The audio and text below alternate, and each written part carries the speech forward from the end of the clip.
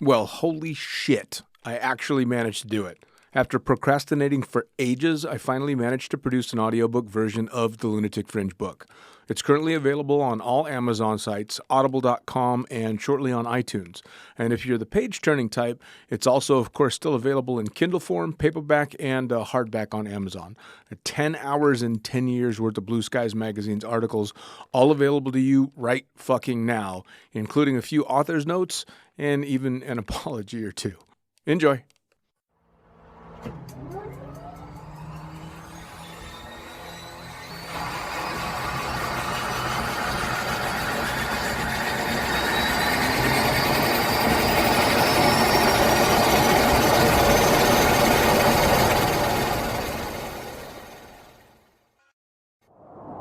Blue skies call. They seduce us, pulling us irresistibly upwards, reminding us to fly our own line, on our wings, and in life. We are the seekers, adventurers, being one with the air, feeling everything and nothing at once. That's the magic we chase. Follow the call. Find your pure, wild flight with NZ Aerosports. Of course, I absolutely love the NZ Aerosports business model. I mean, come on. One glance at an Icarus fuck yeah sticker and you know it lines up perfectly with the fucking pilot mentality. But outside their wonderful use of colorful language and a great company vibe, there's a long list of reasons to say NZ Aerosports fuck yeah. NZ Aerosports blows me away right out of the gate as a canopy manufacturer with a bold offer. They give you 10 jumps on your brand new nylon to decide if you want to keep it, swap it out, or even return it for a refund. I mean, seriously, how incredible is that? That's like getting halfway through a prom and deciding you prefer the slightly racier date that goes down faster. Seriously, they do that. If you're not madly in love with your new canopy after 10 jumps, they'll let you swap it out for another size or model, or even get your money back. And the range of canopies they've got? Man, they've got a style canopy to fit every jumper and every situation with models you know and trust. Like the Sapphire 3, the perfect choice for the beginner or intermediate canopy pilot. The Crossfire 3, when you're ready to kick it up that elliptical notch. The JFX 2, if you're looking to up your new swoop game. The Leia as the workhorse and dirt water dirt beast. Or the Petra. The Petra cranks out crazy power and is nothing short of a record breaker. But hey, it's not always about speed either. Take the Kraken. Built as a low pack volume canopy specifically with wingsuiting in mind, she gives you all the performance you're looking for with the reliability you need that'll have you itching for that next formation, rodeo, or puffy cloud. So, the equipment is top-of-the-line kick-ass stuff as you already know, but how about the team? Well, the customer service gang is there to sort you out whenever you need them. Maddie and Beto are always there to help with Jen holding the reins. They're available for you at sales@nzaerosports.com, and they've got a kick-ass live chat tool on the website if you're wanting to hit someone up right away. These are the crew you're going to want to talk to get those custom orders in. With the stock nylon, once you know what you want, they'll have that shit on a FedEx truck as soon as the credit card machine says approved and get you in the air in no time. For your custom orders, you'll be able to get a time frame for building and shipping when you design it, so get to it. And demos. They've got demos in the US available from their partner Rock Sky Market. The whole US demo fleet is there with Sapphire 3, Crossfire 3, Kraken, JFX 2, and Leia canopies in a range of sizes. They also offer student and tandem demos in the US. Bottom line, every step of the way, NZ Aerosports is there to get you what you need, and I personally couldn't be happier to be teamed up with them here on Lunatic Fringe. And now, time to get started with Lunatic Fringe Into the Void, brought to you proudly by NZ Aerosports. Fuck yeah.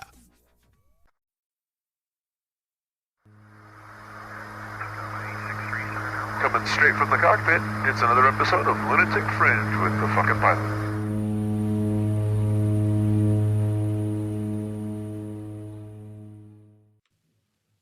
Ready, set, go. All right, Lunatic Fringe. I'm in the can here with, well, who the fuck are you and what do you do? Name?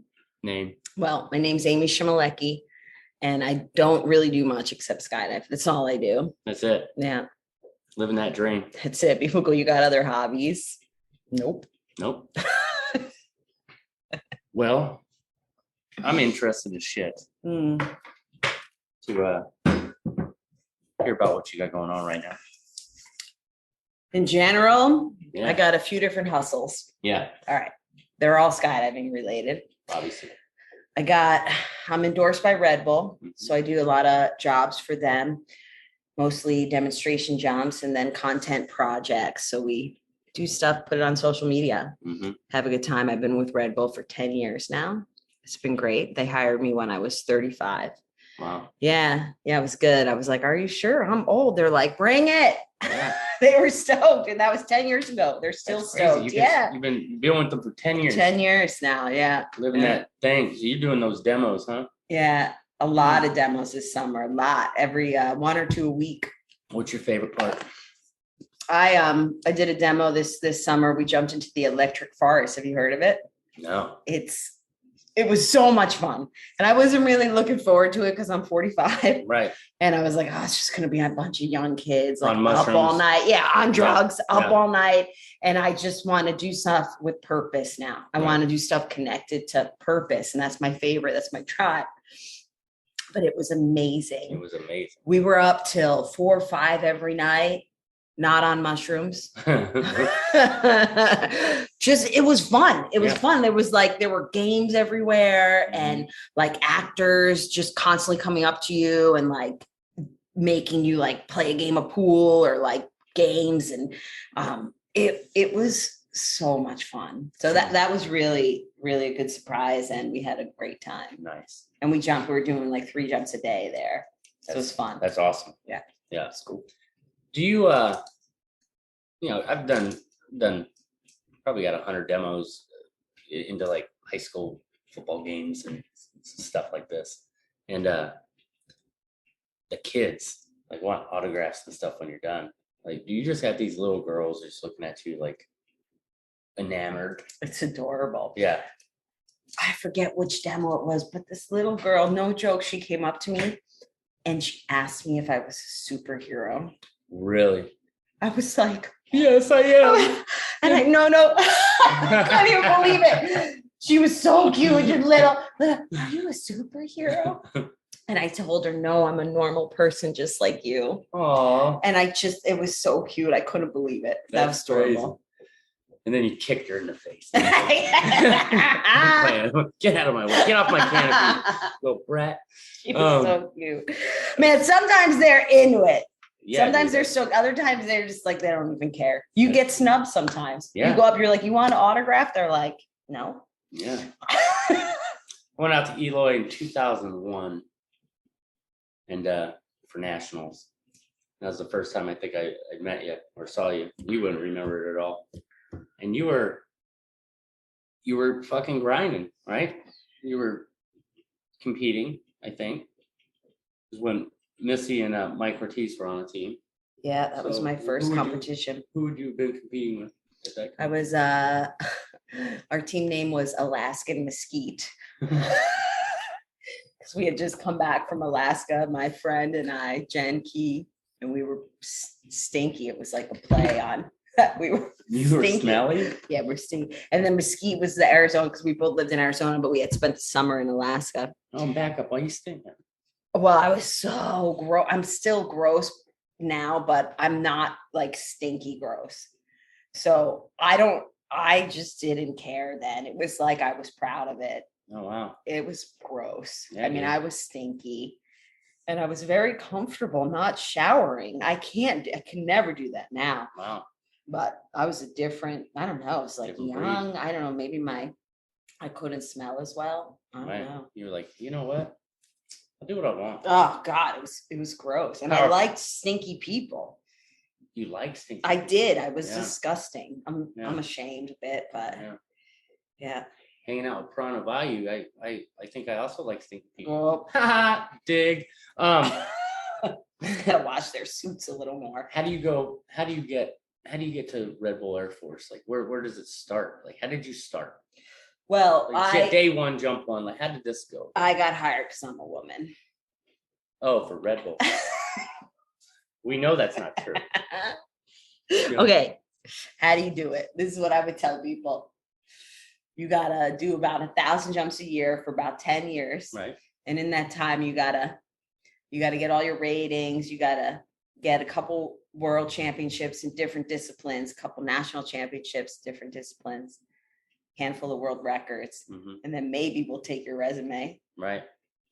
So look up Monster. No, really. Okay, this is what that is true though. It's not question. It's difficult, but it's a bit of, there's definitely luck involved. You can't deny that. I was in the right place at the right time. In 99, I met John DeVore and Charles Bryan and Mike Vail. These are the guys that started. Meet the people. They created it. They, like, without them, it wouldn't exist. And John DeVore really, really he just made the team happen, and he pushed it, and he's constantly pushing it to next levels. Right. And if it wasn't for them, and I met them at a very young age in my skydiving career, and they watched me grow. So it never was a plan. It was never something that I thought would happen. But since the time I met them, I got lots of championships, national championships, World Cup championships, lots of world records. And then one day I called them and I said, hey, you need a girl. Like, why don't you guys have you're just a bunch of dudes. Yeah. Like, you need a girl on your team. And John said, we do. And we're actually, you're one that we would consider. And then he hired me for a couple part-time jobs for a few years. He would hire me, and then they offered me a contract. That's dope. But yeah, you got to be able to like bring it at a party, but not too hard. It's like part personality, it's part resume, and part luck. Yeah, that's awesome. You know what though? That wasn't the fucking question I asked you, but Did you say, how do you get on RedBull? I said, how do you get from RedBull? How do you get from RedBull? I'm gonna focus. From jump one. What was jump day one? How did you get started at stuff? But I was gonna ask you that other question, and it segued beautifully. From jump one to RedBull. So jump one. Like how did you get involved in skydiving? I just really loved it. I always wanted to do it. I heard about. Yeah. God, honestly, Ray, I've never said this in a public forum. But I'm going to admit it. At that age, it's all about chasing dudes. Like, that's all it was about. I feel the same way. Everything I did was like, every decision I made was like, dude driven. That'd be hot, Yeah. That'd be hot. And it was, because you're just young and you're full of hormones, right? Yeah. I loved it. Yeah. I felt free. I was like, I'm going to feel free. I could do flips. I just remember thinking that, but it was also like, and the dudes. Hanging out with them dudes. Hanging out with all them dudes. Like, that's going to be fun. Yep. God, it feels freeing admitting that. Yeah, that's good. High five. I did. Liberal. I did. Okay. That's liberating. That's the tough question. I bring it out. You don't want to admit it, right? Because it seems like shallow. But now I'm at the age where it's like, man, young kids got hormones. This is crazy. It was just like a crazy time. Right. And that was fun. Every decision I made, it was like, you're just like, that's why I don't really like hanging out with 20-year-olds, because they're just like chasing tail. Now were you and Jeffro friends from like high school? Yeah, we knew each other. He went to the high school next to me, and we had all the same friends. I was actually dating his friend at the time. Right. And he was going to do his level 1, and I went and did my tandem. So you got wind that he was going, and you were like, hey, let's carpool, go do the thing. Yeah. That's neat. And then we went back. I signed up for my level 1 right away. And then him and I kept going back, and everyone else, there were like 7 of us to start. And then everyone else stopped except for him and I. Wow. That's crazy to think about that. That you guys started, and you're both on RedBull Air Force now. Lifelong friends. Yeah, we talk like a couple times a week at least. Yeah, that's dope. It's more than a brother. Like, we dated back then. It's more than like an ex-boyfriend. It's something different. It's family, like dog. Not many people get to have a friend like that. I agree. And I feel he's a pain in the ass a lot, but I love him. Instagram's like, how many damn pages is on his Instagram? He's good at it. Yeah, he's good at it. Right? He's creative. He's an artist. You got any? How are you doing all that and still being a ninja over here? Is like, that's a full-time job. Yeah, it's a lot. Know what I mean? That'd be social a full-time a lot. job. Yeah, I was up I was up last night till 2 a.m. Mm. getting videos together and stuff. What would you say is the most challenging part of being on the RedBull Air Force? Like, it can't all be the funnest stuff. Like maybe the social media. Maybe that part, you got to keep up with that. I have a team that helps me with it. I don't do it all myself. I do have a team that helps me with it, but it still is a lot of work because I get the team the content, but they help me get it organized and post it on time and everything. Yeah. So that's great. But you get to approve it before I approve it all. Yeah, we edit it together and we share ideas, but then like they help because you can't do it all. Yeah. I mean, I don't think people do. People go like, oh, like Donald Trump, he doesn't know. How could people do? How does The Rock do it all? Maybe. Right. Maybe. But I mean, you think that you're Dwayne The Rock Johnson? Isn't that his name? Like he's busier than I am. Yeah. Yeah. You think? But it seems like if you have a good team that helps you. That dude goes into his closet and he is already more like, I would be overwhelmed. Like that would be like, if I had a closet the size of his closet with all the shoes and stuff he probably got. Like, oh my God. That would be my full-time job if I was him. Like, I ain't got time for social media. I'm already has my shoes. I met him. I really? did a job. Is he a giant? Yeah, he's a giant, nicest guy. You've heard that, right? You've heard he's nice. Right. This is what he did. I was doing a job. I was doing a movie job, and I was stunt doubling his wife in the movie. It was San Andreas. Yeah, okay. It was San Andreas. It was simple. I was a tandem passenger, and then The Rock was taking me on a tandem, but it was Larry Young from Washington was doubling The Rock. So they bring us to it. You imagine that compliment? And they're like, "Oh, we need a stunt double," and then they call your name. Like they're not calling me. Ray the Rock. You know what I mean? No, they had to build him a bodysuit. Nobody's the size of The Rock. They had to build him a big ass bodysuit. He had to wear that skydiving? Yeah, it was so fun. It was great. Larry was great because we had to land in the AT&T ballpark in San Francisco with a tandem, and it was tight ass landing. Not only did we have to land there, we had to swoop through the AT&T gates. There's like gates on top, so we had to get like super close, and there were no outs. Like if he screwed up, he would have killed us both. So he did great. Were you full trust, or did you have chicken handles? They go like this. They go, you just have to hang there and look scared. I was like, I got it. That's gonna be easy. Nailed it. I was terrified. That's funny. But then like Larry did great. He did great. And when you're an experienced skydiver, I don't know if you've done a front ride, right? Recently, you wanna take over, right? But you just gotta like I'm saying, did they give you chicken handles that you could cut away and pull the reserve? I was just like, I'm getting Hollywood money. I'm just gonna hang here. I'm just gonna do this. So I meet The Rock, right? So they take me. They go, hey, you're gonna come and meet him. And I was like, no, let's not bother him. Like he's making a movie. We're not gonna bother him. And like, no, he wants to meet you. They say. Wow. And I'm like, what? So they bring the skydiving stunt doubles over.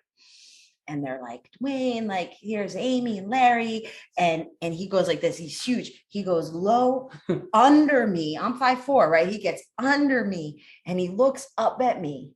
And he goes, thank you. Looking me up at me in my eyes. That's cool. Thank you for what you're doing. I was like, you're like, I'm never washing my arm again. So nice, man. I'm holding on to this arm. It was genuine. That's cool. Yeah. It's cool when famous people aren't douches. I'm trying to read ahead. Oh, I can't read. I can't see that well anymore, Ray. Starting off, who was your who are the mentors in your life? Starting off, remember? In my life, like skydiving? Yeah. In my skydiving, like John DeVore. From the start. Yeah. You knew him then. Well, yeah, I remember him showing up at Skydivers when I was working Manifest. This was like my first year. This was in '98. And he was like balling, like setting up accounts. And he seemed like my age, but then he tells me he's married and he's got this like super amazing wife. She's so nice. And I'm just like, wait a minute, like, what are you doing? You got so much going on. It was amazing. Right. And really smooth, able to get things done. John is just a heart. He to me was like what I wanted to strive to be, because he was just really nice with everyone, able to connect with everyone, but like really get things done in the most laid back way and create opportunities for other people. Yeah. Which I thought was great. Which is amazing. That's amazing. That's the amazing part. Mm-hmm. You create opportunity For other people. For hungry people. So I think that's part of the equation. The Red Bull is kind of the mountaintop like position. I think for skydiving. That's a unique opportunity, right? Very privileged opportunity, right? But you went 100% in. You were all in. You weren't half-assing. Like you couldn't do it just skydiving on Saturdays. You know what I mean? You moved to Eloy. You jumped every day, right? You and Missy, you got that opportunity to be on a team with her. Her dad owned Skydive Chicago at the time. Yeah. She met me in 2001 at that nationals we were talking about earlier. Yeah. And I was on the team with Jen, and we had our You video. hadn't really known her before that? Or? No, I just met her then, but it was instant. We had actually heard about each other, and people were like, "You got to meet this girl, Missy." Back then, we called her Missy. Now it's Melissa. Right? So you got to meet Melissa. What did I just say? Did I call You said Missy, but we were talking about her then. So my bad, it's okay. She don't care. So he said, "You got to meet her. You guys are gonna get along," and it was instant. And I was working at the bar, Skydive Arizona, and she came up to me with her curly hair. She's like, after that, "You want to be on a team with me? And like, my dad's gonna sponsor us." I was like, "Hell yeah!" Like, what? Let me think about it. Yes. Was that the first big opportunity? Yeah, it was. What were you doing before that? I was a bartender. I was a bartender. That's I basically went from college. I finished college in '98. I moved out to Skydive Arizona. I was going to stay there for 1 year, and then I was going to get a real job. What'd you go to college for? I studied communications because I heard it was the easiest path to a degree. As long as it doesn't involve spelling, you're perfect. Spelling, yeah. Oh God, the first paper I sent in, I gave into college. I'll never forget this. I gave him my paper. It was an art history class. He hands it back to me. He goes, "You might have got away with this bullshit in high school, but do not ever hand in a piece of shit like this again." Bam. I was like, oh. That's a teacher. Yeah, he was just like, "Go away. Yeah. Don't waste my time." Yeah, I ain't got so I had to step up my game because I just got away with being cute in high school. I got everything I wanted. Right. So then you were bartending. So that was bartending at the Ben Prop at Skydive Arizona. It was great.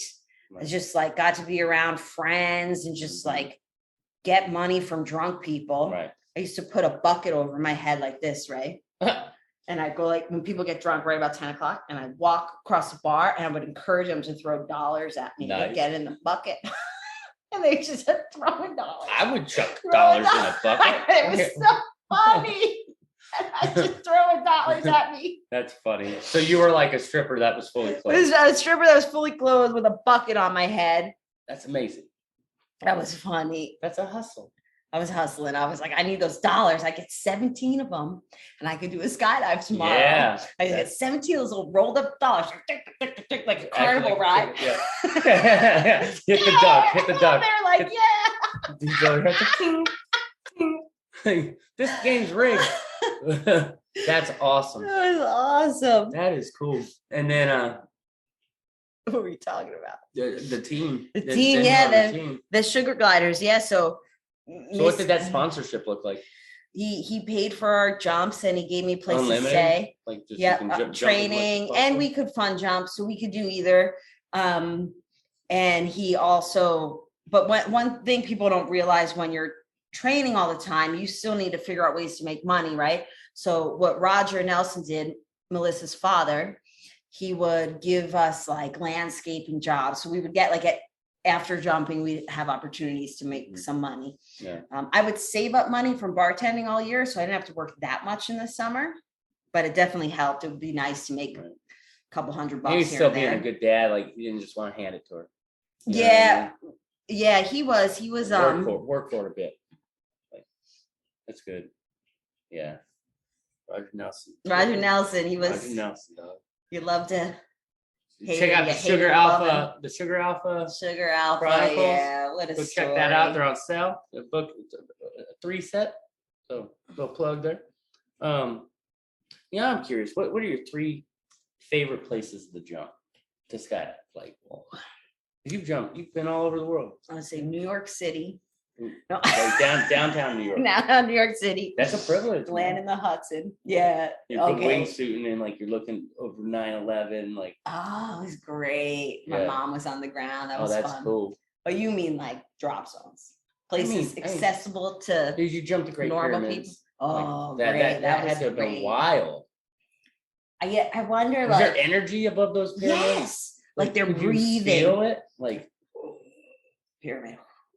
when you're coming into land, is it just like You feel it. Yeah, Yeah. you feel this weird. And Egypt is crazy place, Right. man. They're like filthy though, right? Like there's a lot of trash, or not so much. No, I didn't notice that at the pyramids, but you have like people constantly like hustling, trying to sell you stuff. But I just at first I was like, give me anxiety. And then I was like, you know what? Fuck it. I'm just gonna like go all in and have fun Right. with this. So I started hustling with them back, and it ended up being really, really fun. Like I fully embraced it, and I was like talking shit, and I was having fun the whole time. That's cool. But yeah, jumping over those pyramids was sick. It was really cool. Mm-hmm. The driving there is the craziest I've ever seen all my travels. Right. I couldn't even believe it. Was Skydive Arizona your first big drop zone? Skydive Arizona to this day is one of my favorite places Yeah. to jump. I started at the ranch. That's a big drop zone. Right. That place is great. But Skydive Arizona, if you want to jump, if you want to train, Mhm. like that's where you need to go. Right. That's my favorite place to do events. It's my favorite place if I want to. Like, I don't go, honestly, I'm not spending a bunch of money on jumping for fun anymore. Right. I only really train if I have something to train or a purpose or I'm working. Right. That's what I do. And I'm okay with that, right? People go, you got a fun jump still. I'm like, I don't. I just live. You're My life is yeah. fun. Yeah, you're You right. really don't need to tell me what I need to do with my life. I'm good. So, but if you want to go and do some jumps, like get Well, if you're good. serious about it, people used to go out there. I watched it happen. Like people would go out there back in the 2000s. People would go out there to do 1,000 jumps and end up with a drug habit instead. It could eat you It was alive. different. Like it was an animal, right? But It still could eat you alive. You Yeah. got to be careful. Yeah. But it's not as rampant as there's that.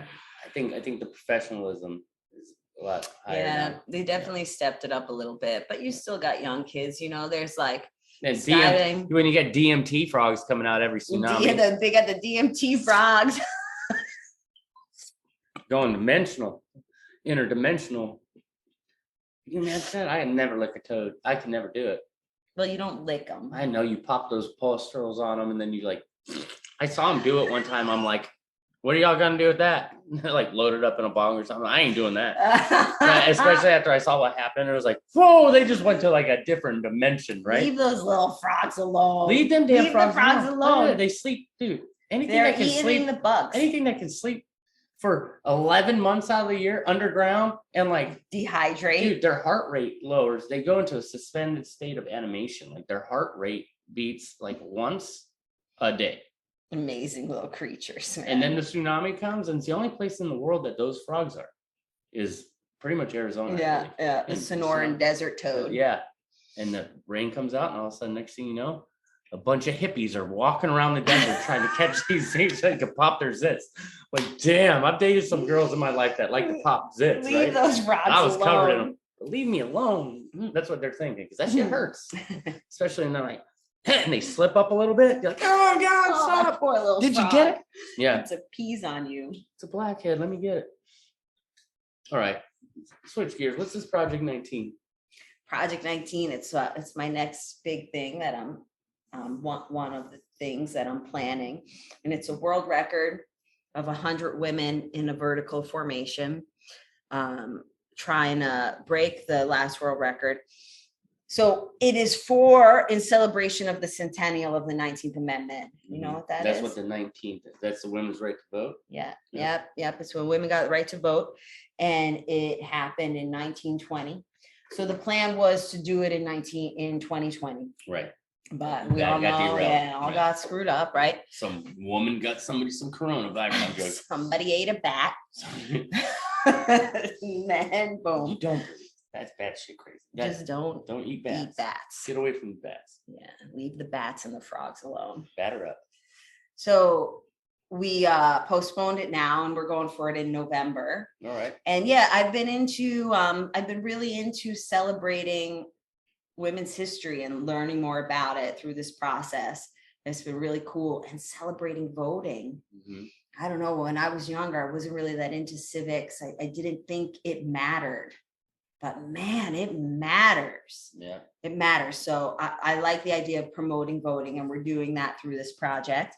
So we're going to get, I think COVID slowed things down. To be honest, it slowed things down a bit. I think, the economy screwed up now. Things have changed, right. And everybody is like a little bit atrophied, right?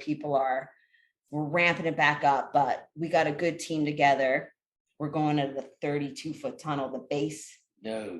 40 women. We're going 40 women. We're going to the 32-foot tunnel, and we're going to train the base in September. I'm so excited for that. You haven't been in that tunnel yet, have you? No, that thing is like the thing dreams are made of for me. How are you even gonna? Yeah, dude. Look across the tunnel. I'd look at that, I'd be like, if I was gonna die in a tunnel, I want to go die in it. That would be the tunnel. That would be. It was 100 feet high. Hey, it's amazing. Yeah, dude, y'all be careful doing that shit, because check this out. And this is just a paranoid thought. I'm not an engineer. But when we were doing the 20 ways in Paraclete, everybody was standing on that damn net. And I'm thinking, I work in these things for 25 years now, I'm however long it's been. I don't know how much weight those nets can hold. I don't know the specs on that. So maybe y'all fly. You can only do 28. That's the most you can do. Okay. And they say that's because of the net. I'll still be the math equation that's broken for me though is, and none of this is facts. This is just my thought. The cables are so long. You know what I mean? That has to weaken them. Like that has to. You can apply more force in that length. Does that make sense? But I don't know. Just be careful. I'm not going to go up to the top. No. I'm saying, like when we were doing those 20 ways, I never touched the net. I either hung out in the door and then transitioned right into my spot, or I flew and then transitioned into my spot. But when everybody else was standing on the net, and it was like, oh, I was like, I ain't doing that. There was a wedding video I watched from some shit that went viral when I worked in Arizona. When it was airing, it was a wedding party where everybody was like jumping. It was like in a foreign country, and the floor collapsed, and all of like ton of people died. Like it was horrible. And after I saw that, I was like, seconds from disaster shit just runs through my head. I'm like, I ain't doing that. I'm gonna go ahead and stay off the net. Well, you get nervous pretty easily. That's like your thing. I don't get nervous easy. What they call gangster in our industry, friend. He's a dad. Ever since he became a dad, he got nervous easy. Hey. It's good though. I applaud that. Talking about being nervous. These big wave jumps. Yeah, dude. You've been organizing these things for a minute. So what's the best? What's the best part about it? When you get the record, right? That moment is the best, because you never know, and it's scary. Everyone, when you're in charge, right? You're like, God, if we don't get this, you feel like I just wasted everybody's money. Right. That's the worst. But you get it. Right. Everybody's stoked. Yeah. That's the best part. Time to drink some beers. And the records themselves, the training camps and the selection camps, they're sometimes a little bit scary because you don't have your team yet, right? You're picking out your training people. But by the time you have the team and people are kind of flying a little bit more relaxed, and you have the right people and you know how they fly, the record jumps are usually a lot better. The vetting process sometimes is intense. Yeah. I imagine that would be probably the most stressful part, because you don't want to put people in danger. Yeah, right. And any more danger, right? A big part of it is you can't see what's behind you, right? So you're just kind of like trusting. Yeah, I always got Sarah across from me, and I could see it in her eyes. I'm ready. Yeah, dude, that's how like those divers go down with the sharks. They got their one buddy looking at their six. Like, or looking past them, they're like, "Hey, you got a shark behind you." Like, thanks for watching my back. I would never do that. Really? I wouldn't do it either. Water terrified, but you get nervous easily. Yeah. Well, you know what? Great white sharks are fucking great white sharks. You know what I mean? Like, you trying to get 8? I don't Right. even like. I don't like the water. Yeah, deep water, Any water. I like deep, dark, cold I water. like a bathtub. I don't even Oh, like yeah. a pool. Yeah, you know what? I had issues with bathtubs after that Freddy Krueger movie. No, like when I was a kid, they're in the bathtub and they fall asleep and they don't realize it, and then they get pulled down through the bottom of the bathtub into like this abyss. Yeah, Freddy Krueger didn't fuck around, dude. Stay away from you know what I mean? water. Yeah. Well, that's interesting. So the worst part is Records. Me, I get nervous. Oh, I hate cutting people on records, man. It sucks. you got a job to do though. It right? sucks. Look, yeah, it's a job, but like we're doing the best we can Right. with the tools that we have. Right. But it is heartbreaking to people. Right. And we get it. I get it. I've been cut before. Right. I shouldn't have been. Mike Swanson did it. Still mad at him. Son of a bitch. I know he's biased towards women, but he but Clearly. it's for real. It's terrible. And I've never ever walked away from an event wishing I hadn't made a different choice. Sure. Like we're just doing the best we can. We take the debrief serious. Yeah. And we think about, okay, what we could have done better, and we try and get better all the time at it. Right. But yeah, I don't like that at all. It is part of it though. You have to have a strong bench team. You have to have people on the bench for a record to be successful. And you know what? Sometimes those people that get cut, they needed to do more work prior to showing up. Yeah. Unfortunately, sometimes there's delusion in life where people think that they're at a higher skill set than they are, or they're being pressured by a buddy that's going or something. You know what I mean? There's definitely people think they're better than they are. That happens for sure. But there's also like sometimes you just get cut because we're making decisions really fast, and we got a storm coming in, and we got to get a fucking jump, and we got to just cut a section. Right. And it happens, and there's no like. Right. It's just like it's a weird part of the process. Wow. And after you get a few records, people get it and they relax a little bit. Mm-hmm. But if you're like going for your first one, it is like devastating. I look at that. Like I tried judging nationals one time. I'm never doing that again. Now we need judges, and we need people that know what the hell they're looking at to be the judges. Man, that's so a different level of stress. It's like you don't want to screw it up. You don't want to mess it up. People are training hard. They're spending their money. They're doing their thing. Yeah. And no matter what, people are gonna be mad at you. No matter what. No matter what, and you're not getting paid. I feel bad for the judges. Yeah, dude. It's tricky. Yeah. Anyway, I got a couple. So we got to do some traveling together. Yeah, that was fun. I have fun traveling. That's some life changing things. You changed my life a little bit with that. I hope we do more. We went to. You invited me to be on the Joy Riders. You need some of that strong, toxic masculinity on the team. Yeah, that was great. I got jacked. Remember when I got jacked? I smashed the wall hard. Ladies and gentlemen, I hit the wall. Breakers. I hit the wall so damn hard that I think both my shoulders separated for a second. And I got out of the tunnel and laid down on the ground. And this motherfucker's laughing at me before she even knows if I'm okay. And then after she knows I am not okay, because I cannot get off of the ground under my own will, she is still, get off me, fool. Like, what are you doing? On the ground. That hurts so bad, dude. I was in so much pain. Where we were the joy breakers, man. People got hurt. I jacked up Anna. He was like a dead fish on the ground. Anna got the worst of me. I jacked her on one. Like I was flying injured. Like I couldn't lift my arms above my head and we went to and we had to leave in 2 days. It's the first day I missed work because I was like injured. There's no way I could work. So then we go to Norway. I still can't lift my arms above my head. I'm like, I don't know how I'm going to do this competition. And then the craziest Viking looking dude, like one cold, starry eye, like with acupuncture, like I was paying him like 500, whatever the currency is, like, and he was sticking me with needles and he would fix me for like one round. And then I'd have to go. I was doing that often, and shit worked. I remember that. Yeah, dude, it was. Yeah. I was in so much pain the entire time, and then, but it was super fun. Funny story.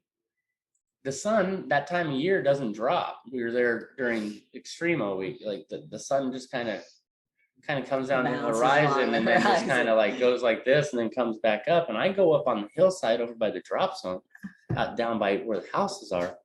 And I have like a logger or something, or getting a little buzz going. And I'm just my body doesn't hurt because the guy's done the acupuncture thing and I'm chilling and I'm finally like at peace. If you've been in pain for an extended period of time, the first thing that happens when the pain subsides is you fall asleep, right?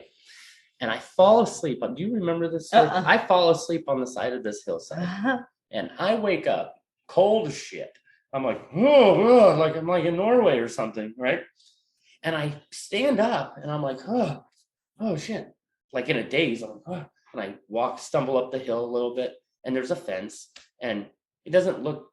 It was an unassuming fence to a dude that doesn't know anything about livestock or their culture.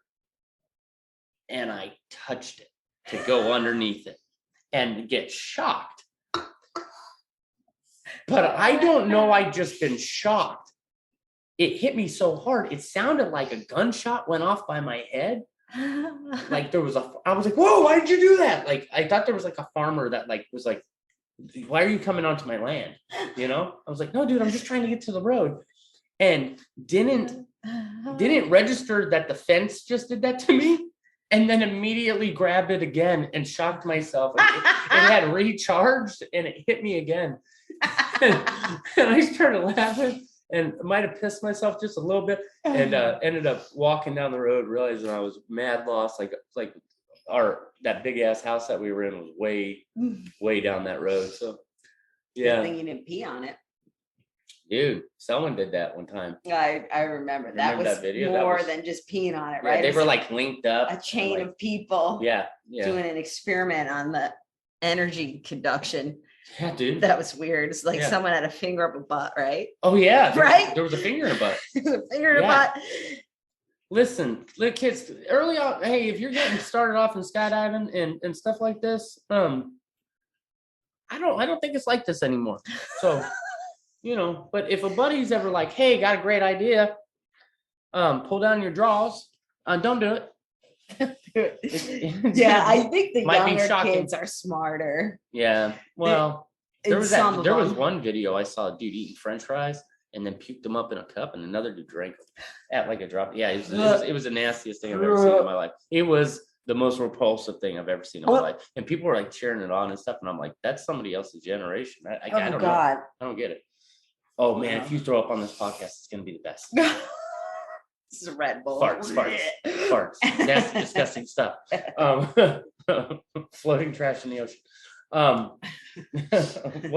The Great Pacific Garbage Barge. Yeah. So, you have any advice for people starting off in the sport? Yeah. Okay. Look, they're not gonna listen. Okay. Like, would you have listened to any advice people gave you advice? Dude, oddly enough, I loved talking to old time skydivers. Yeah. Like I still like it. Like just hearing the old man talk about, oh, well, my day we called it freak flying. And I was like, but I was enamored by skydiving. Like tunnel flying, I love tunnel flying, but skydiving, I feel like skydiving was my first true love. It's got the culture. It's great. Like it was just so different. I was 18 or 19. They were letting me drink beer. I was like hanging out. It was like, kind of hot hot girls, you know, like older, you know, like 30s, like, oh, damn, like prime time, right?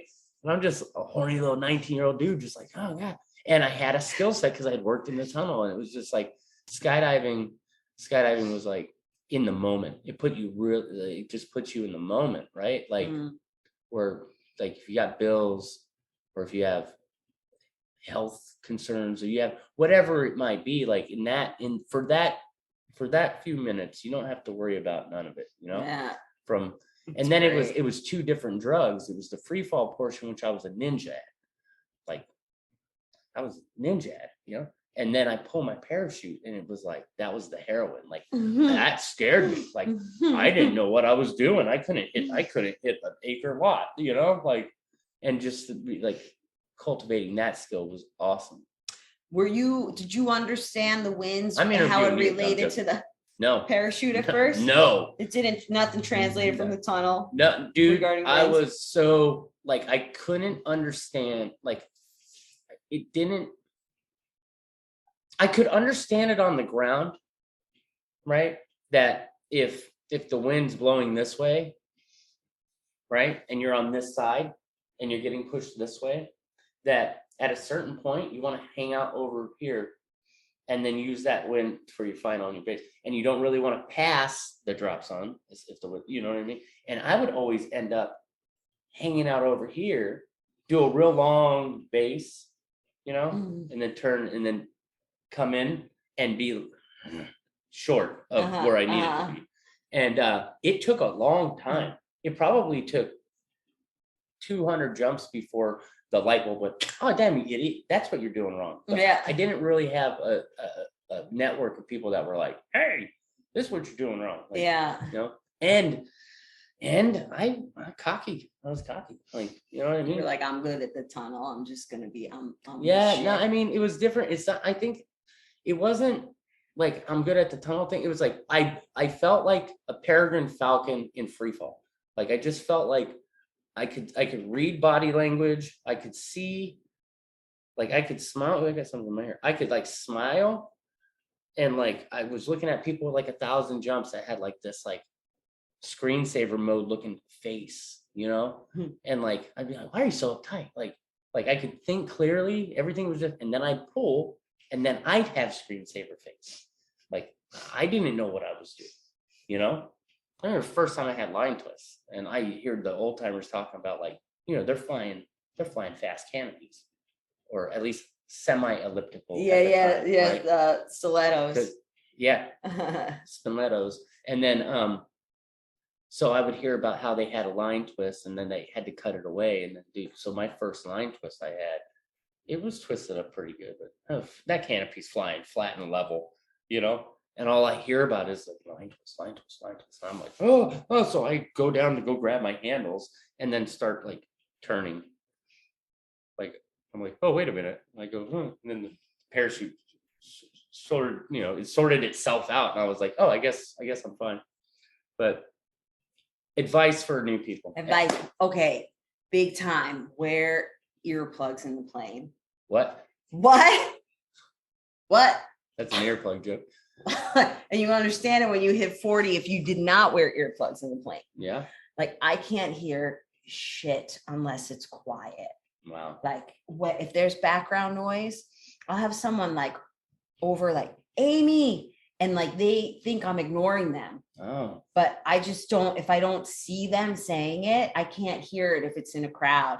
So if you ever say my name, I'm not ignoring you. You just got to get up and just say, hey. There you go. Hey, old bitch that never wore earplugs in the plane. Yo, Jeff, broad. I mean, it affects your hearing. All the people like my age that have been skydiving their whole lives, they're hard of hearing more than we should be. Right. More than we should be. It's a real thing that it damages your ears. You're sitting by the Skyvan engine. It's real. Yeah. So wear earplugs or just something, some system, if it's like a helmet that really keeps the sound, protect your ears. Yeah. Yeah. Because you can't get that shit back. I don't know why. Why can't they fix that yet? Whoever they are, they need to fix it. Right. It seems like they can do a lot of really amazing things, but not fix hearing. It's weird. What?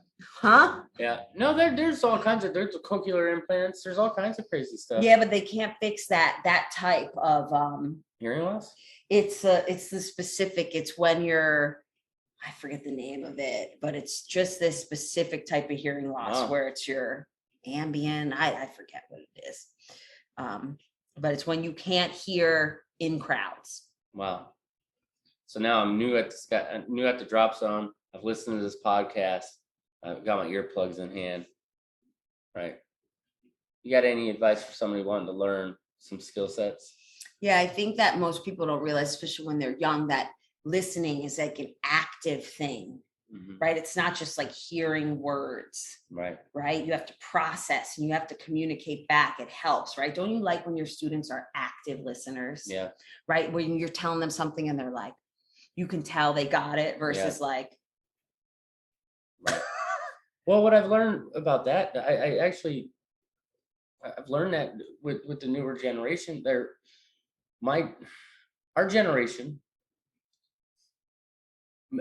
I could speak for myself. I would nod my head up and down, like in agreement or with whatever, or to at least acknowledge that I was taking in what they were saying. But like, even then I wasn't listening. I was hearing words, but like, this was just my screensaver mode, right? Like I was focusing, and then they'd make eye contact with me and it'd make me nervous. And I do this, right. And, the newer generations growing up with newer technologies and stuff like this, sometimes they're like, the group that I'm working with right now, their faces look like they're not impressed, not amused, right? They're just kind of sitting there like, almost like, waste my time. But that's me with the perception that they're thinking that. In reality, we're all humans. They're still taking in what I'm saying. That's just how they look when that's happened. You know what I mean? And I've been derailed in the middle of a sentence by that look where I'm like, blah, blah, blah, blah. And then I see them and I think the thing. And then all of a sudden I'm like, I have to look away from them. And then I'm like, blah, blah. And then I can get back into my conversation. And then I just pan right past them because that face is like, I'm getting this. I think they're thinking, fucking shut up already, bro. Or just not even like God, all right, whatever. Yeah, whatever. Right. And they're not thinking that. They might be, I might have them fully on the edge. Processing. I might have them on the edge of their seat for you think? Yeah, dude. So, I've seen it happen, and I've heard it at the end of like a camp or something where I'm like, hey, what are your takeaways? You got any advice for me? And they'll be like, hey, I really like that you let me fly. And man, I learned a ton. And meanwhile, I'm thinking, man, we didn't get past this certain, like I put the perception of what we should have learned, like how far they should have gotten. I set the expectation in my head too high for maybe my coaching skill and for their skill set. And they really just enjoyed the process, you know? It's like, okay, maybe I can chill out a little bit on that. Yeah, or they're lying. Or they're lying. Well, I don't mind that. Just be just good tell at me it. I'm good. Yeah. Well, you know the concept, you've heard like the best instructors can teach any students, right? That's what people say. I think that's true. But I also think the best students can learn from any instructors. Yeah. And I think that's often underrated a bit, right? Yeah. Like you can be a better student by like the actions you take and the kind of attitude you bring to the table. So I like that. That's good advice. And what does that look like in, you know, let's give a couple of examples. You have, you know, you're going to get a day's worth of skydiving in, or you're going for a tunnel session. Show up with enough time for a briefing, you know, show up, not hungover, right? Like, or like just the right amount. Right. Well, you're dedicating your time and your energy, right? Yeah. It makes a difference. As much as I wanted to deny that when I was younger, that that sleep and like being healthy, present. Like, imagine if I was healthy all those years. God. Yeah, dude. Same. I was partying hard for too long. Like in those years where it's I wonder what my life will be like now. You wouldn't have been a fun time, and then you wouldn't have met the right people. Yeah, it's possible. You gotta have fun in your 20s too. You gotta have some fun. Yeah. Take care of your body though. So But yeah, what- show up and listen and like, how about one of the students, was that too aggressive? What was that? Too aggressive? Was I too aggressive on you? Sorry, I scared him. He gets nervous. You Who? can see What? it in his face. What the fuck? Okay. When How long you're- have we known each other? Well, I know you get nervous. That's why I'm Don't saying get nervous. I'm a ninja. Don't fucking put he's that a out there. ninja, but Don't put that out. okay. My stick is I'm the ninja. Right? I forgot. You're the what I was fucking saying. Red Bull girl. I forgot what I was saying. Wait. Okay. When you're like, maybe you don't like your coach and you don't have to keep him. You're spending your money. That's for fire sure. fucker. But you know, if you really want to learn, why are you there? Right? You want to learn, you got to listen, Mhm. and you got to like, are you there to hear you're good, or are you there to get good? Right. You know, And from the coaching standpoint, it ain't all about you, coach. it ain't all about. Do you the know what I coach. mean? Yeah. Like that's what I learned many years ago. It was like whether or not you have a fail or whether or not the student has a victory or a fail. I don't celebrate. I used to celebrate the victories, Right. but And feel like a failure. and feel like a failure yeah. if they didn't get the thing. And it's like, well, in reality, it's like, man, I'm just waking up. I'm waking. This is part of the process. I'm just waking. I'm waking bodies up. I'm making brain and body and mind connections. I'm helping you learn how to listen and how to think. And that, I love that part. And once I shifted that, coaching got fun again, you know. And before that, I had a lot riding on this huge investment that they're making in themselves and feeling like I failed them. You know what I mean? And that was depressing. And it's like, but in my heart, I knew that I analyzed everything. I was doing everything that I could do to make it work. You know what I'm saying? Like sometimes it's a process, right? So, hey, any advice for longevity? People have been doing this for a hot minute. Like, how do they keep it fresh? Like, Yeah, I think that's that's hard, huh? very personal, right? That's Yeah. different for every yeah. person.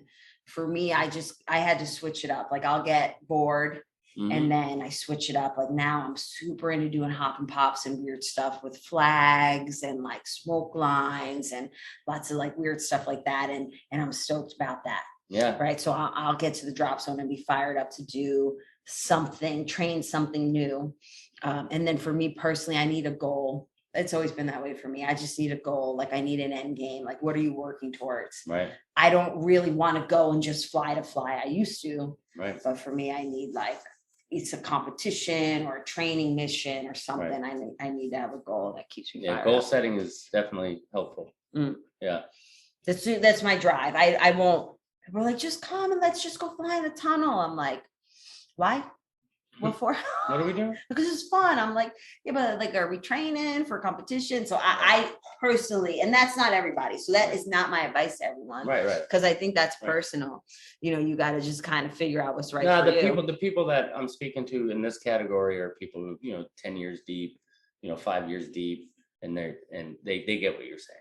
Yeah. You know what I mean? But I can't imagine not skydiving. Like, Yeah, dude, it's it's not like, hard. how do I keep it fresh? For me, it's just like, it kind of comes natural. And I just like, oh, now I want to do this. Right. I want to do this. But I think it's okay if you quit. I don't know. Should I not say I that? I think stopped. it's okay. I stopped because I couldn't stay current, you know, and I plan on jumping when I'm done with this stuff. Like I'll jump for the rest of my life, you know. I'm just on a hiatus, like, and when I go back to skydiving, it's gonna be for me, you know, not from a service role. I'm just gonna have to go jump and just have a ton of fun and not, you know, there's so many talented teachers out there now that, you know, I think by the time I'm jumping again, that's, you know, I want to be the old dude that's telling stories about the old days, free flying, but not dogging the new school. That's what I always enjoyed about this was like the mentors I had they appreciated the young blood, you know? Yeah. That is good. Yeah. We already dug the new school, I think, in this conversation, but we'll Dude, stop. hey, dude, let me ask you this, and then we'll be done. You're a huge accomplishment. Like you got inducted into the Hall of Fame, dude. Like, what do you feel kind of sheepish about that? Or Kind of what? you feel a little nerdy about that? Nerd, Or, little that's nerdy. fucking Yeah, awesome. yeah, it's awesome. It's awesome. They called me and they said, "Hey, Amy, we got some news. I'm calling from the Skydiving Hall of Fame, and I have nominated John DeVore, right? Right. I've had him And you're nominated. thinking, oh, they let John in. I was like, yes. Yeah. And they said, you're in the Hall of Fame this year. And honestly, there was a little part of me that was like, oh, because for me, like, I wouldn't be here if it wasn't for John. And so wouldn't a lot of people, but I'm just nicer than him, I think. And they remember me with the hat on the bar, right? And they remember that. They were like, she worked really hard. Right. She grinded. They remember me. I remembered all their drinks. Honestly, I think that's part of it. I was a good bartender. That's a great bartender. Great bartender. No, I was stoked. I go, are you kidding? And he goes, yeah, I'm kidding. Like, it's messing with me. So it's quite an honor. And, also Eliana Rodriguez. Yeah. And so I get to kind of share that moment with her. Like, how cool is that? Are you the first women? No, there's quite a few women. There's Cheryl Stearns is in there, and Brenda Reed is in there, and gosh, there's quite a handful of women in there, and they're all just wonderful. So it's an honor. Yeah. That's amazing. And I think we're a little bit younger, they're starting to bring in our generation, which is important because, and people say like, our generation, it's important to bring in our generation because it's going to help get more eyes on the museum. And the museum, it's important to me, and the Hall of Fame is important to celebrate and to preserve the history. I think that's really special. That information, you want to be able to visit it and see it, and just where's the proposed museum going? Well, it's in Virginia. Yeah, it's in Virginia. That's where we are now. And I want to say it's, I'm not going to say because I'm going to get it wrong, but it's like around Richmond or Fredericksburg. It's around like where USPA is. Right. Cool. And if and they're taking donations. Yeah, they are. They're raising money for the museum. So yeah, you can always, if you feel so inclined or have some means to either volunteer or to donate money, or even just spread the word about that. But yeah, it'll be nice to get a museum up and running, and because there actually is no hall to put the fame in yet, but there will be. Yeah, that'd be cool. Yeah, I would love to see that happen. Yeah, and that's going down in October. They're going to induct me in October. Yeah. My mom's going to present it to me. Oh, that's awesome. Yeah. That's cool. Yeah. That is neat. Yeah, it is neat. She was like the reason. I never thought I was going to be. Yeah, hang that on the wall. That can't be something that's in a box in a closet. You know what I mean? Yeah. Like they give you I think it's a jacket. They give you a jacket, a blazer. Really? They were like, what size do you need? I'm like, anywhere from small to triple XL. Depends on where I'm at. Yeah, how single I am. No, just Well, you married up now. I'm married up. Married up now. Plump it out. Just keep adding an X. Just add another X on. Like, about to get big. About to eat pork. Yeah, that's funny shit. Well, hell, we got work to do. Yeah. We got hustle to do. But I love you, and I appreciate your time. I love you too, sugar. All right. And there you have it. Another episode of Lunatic Fringe Into the Void, brought to you as always by, and say it with me, fuck yeah, NZ Aerosports. Head to nzaerosports.com. By Pussfoot. That's right, head to pussfoot.com, the extreme sports collective, and check out everything they've got to offer. By summitparachutesystems.com. Jarrett Martin and the family cranking out amazing pilot rigs, as well as incredible rigging courses. And now joining the Lunatic team, it's the one and only Tony Suits. You know him, you love him. Head to tonysuit.com. Check out all the amazing standards, as well as the new incredible signature line they've got going on. And as for us, the Lunatic Fringe is now now on YouTube. That's right, you're going to have the chance to put faces to the audio by heading to youtube.com and looking up the Lunatic Fringe podcast. It's easy. Hit the like button, hit the subscribe button, check out all the amazing videos from the previous guests that we've had, as well as new and upcoming interviews on video. As always, I am the fucking pilot. Head to thefuckingpilot.net or theprincesspilot.com. Thanks for joining. We'll see you next time around.